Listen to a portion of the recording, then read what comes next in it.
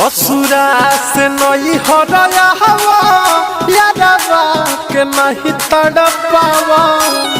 हे जा सुनो ससुरा से नहीं हराया हवा यारवा के नहीं तड़पावा।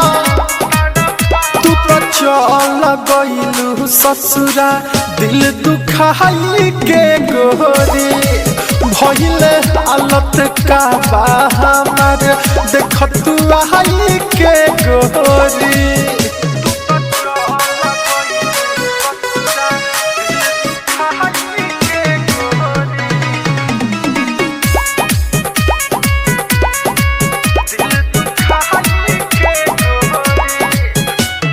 जहिया से गइलू ससुराए गोरी भइल बारे बुरा हाल हो।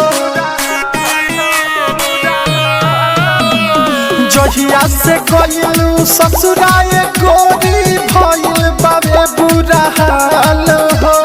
दिलवा के दर्द कहमो ना होता जियल भइल बाटे काल हो। कैसे हम मन के मनाई लव के न कवनो उपाय। हम तो हार गइनी दिल के समझाई के गोरी भइले हालत का बा हमर देख तू आई के गोरी। म्यूजिक बाय ऋषि राज।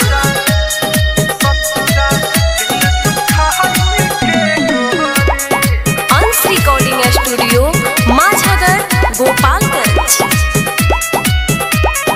अखिया से निंदिया दिलवा से चैना सुनो हमार लुट गइल बा। अखिया से निंदिया दिलवा से चैना सुनो हमार लुट गइल बा। कहे दीपकवा प्यार में तहरा हमर बुरा हाल भइल बा। कुछ नया हवे नजरिया छा गइल सगरो अंधरिया। कहे रंजन रही राजा गइलू तड़पाई के गोरी भइले हालत का बा हमर देख तू आई के गोरी। ससुरा से नहीं हराया हवा यारवा के नहीं तड़पावा। तू तो चल गइलू ससुरा दिल दुखाई के गोरी भइले हालत का बा हमर देख तू आई के गोरी।